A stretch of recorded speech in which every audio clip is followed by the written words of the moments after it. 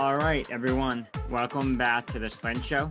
My name is Seth Schlank, and I'm very excited to be joined today by Daniel Castano, pitcher for the Miami Marlins. Thanks for taking your time to join me today. Yes, happy to be here, man. Awesome. So, when did your baseball career start for you? Oh man, I've been playing baseball since I was about 4 years old. Grew up in Austin, Texas, and it's just been something that I've loved since I was little. And then, how many teams have you played for since then? Oh man, I played for a bunch. I played in Little League. I played high school ball. I played in college at Baylor University. Got drafted by the Cardinals, and I'm now with the Marlins now. So quite a few if you're going all the way back. Right. And do you have a favorite experience from any of those? Yeah, it's a good question. Favorite experience? Making the playoffs last year with the Marlins was really fun. It was really cool. Beat the Yankees. And we won the first round against the Cubs. And it was just fun to be a part of something like that where a city really cared about what was going on. I wish you could have fans, but it was still pretty neat. What was your experience like in college? In college, I went to Baylor University, which was a great school. We didn't do very well on the field when I was there at the time. They built that program back to where it was before I got there and to where it needs to be, and had a great time, made a lot of great friends, had some good teammates, tried to do our best on the ball field, and it was really just a learning and a growing up experience for me. I was pretty immature in college, and so it allowed me time that I really needed to grow up and mature to develop as a ball player. Right. And you had the opportunity to play on the Cape for the Chatham Anglers. What was that experience like? I've heard only good things from the Cape. Yeah, Chatham is probably the best place in the Cape too, and the Cape Cod League was pretty amazing. I really enjoyed our time there. It's just beautiful. It's a completely different part of the country than I'm used to, being from Texas, and it was a blast. It was probably one of the best summers of my life. So aside from base, so my next question for you is about getting drafted. How does that process work, really? Man, the draft for baseball, you don't really have a whole lot of stuff. Hopefully you get drafted and hopefully a team likes you. And I met with a handful of teams and I got letters from mostly all the teams.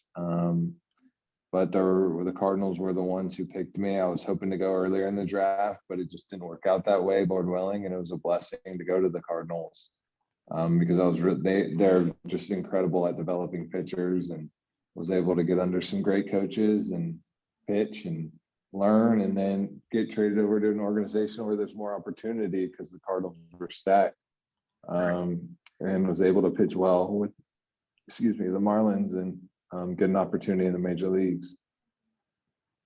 Right. So did you feel a shift mentally when you got traded? Not necessarily mentally, but I was excited for the opportunity. I knew if I did my part and did my job and pitched well, that there would be better chance for me to get an opportunity in the big leagues than with the Cardinal system. And what was your experience like after you got drafted, when you reported to play for the Cardinals? What was that like?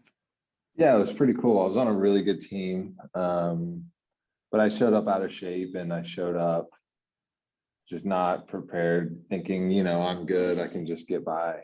But everyone's good in pro ball. And unless you really start separating yourself with your work ethic or certain things, then the game will humble you quickly, and players are really good. So you can't just do the bare minimum anymore. And really from there on out, I just started to understand the importance of hard work and earning everything that you get.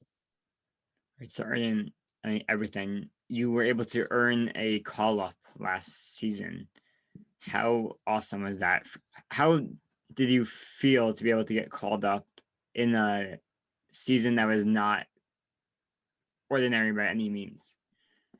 Yeah, it was definitely unique. It was definitely extremely cool, and I was extremely thankful for the opportunity. And um, it was just amazing. It was something that I've kind of dreamed of my whole life. Was able to go up against the best, and it was really cool because I was able to have the confidence that I could do it. And then now being able to get another opportunity this year when there's actually fans, and just having that experience from last year, knowing I can get the best hitters in the world out, made it a lot easier of a transition into this year. So you were part of this blockbuster trade for the Marlins organization back in 2017. Did shift in organizations have an impact on you, or is it just another just another chance to play baseball? Yeah, it did. The Cardinals was such an just long-standing organization, and they had their system, and they were going to stick by it. And you could really see that really, really good change. Something you wanted to be a part of with the Marlins when the new ownership came. And it was just something right out the gate I was proud to be a part of. And I was really happy to be in the first group coming into the new Marlins to really start to prove something to people again for what this organization can become. And I'm proud to be a Marlin now, and see where we're going, and be part of that success is a lot of fun. Right. So, what was your favorite memory from the minors? Oh, from the minors. I had one game in Double-A that was pretty fun. I was able to throw a complete game and had 13 strikeouts with 1 run, I believe, or no run, something like that. Right. And in Jacksonville, where we would get anywhere from like 6 to 10,000 fans.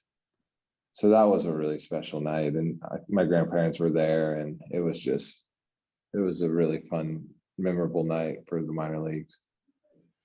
Right. And what was your experience last year in the playoffs? Is probably not what you expected the playoffs to be like. Mm-hmm. In what ways was that a difference, from the rest of the season preceding it, and from what you've heard about the playoffs as a whole? Yeah, just from what I heard is that it can get so loud that you really got to be able to slow the game down.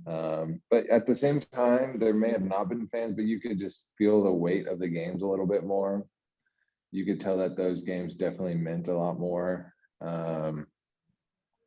And you could just feel the weightiness of each pitch, even when I was in the stands, just leaning on every pitch, hoping that it would go our way. It was fun. It was cool baseball to be playing games that matter to a lot of people around the country. And was there any special impact of playing at Wrigley for the series? It was just awesome. It was awesome to kind of have free reign over Wrigley. My wife's from Chicago, so that her family was excited that I was there as well. Right. And do you have anything that you are looking forward to this season? I just hope we keep winning.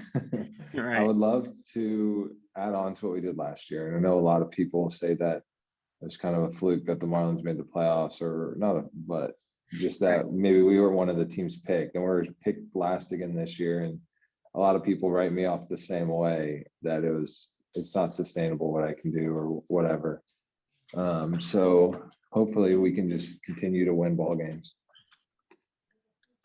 And do you have a message that you would give to a young ball player who is looking to be drafted and be able to play pro someday?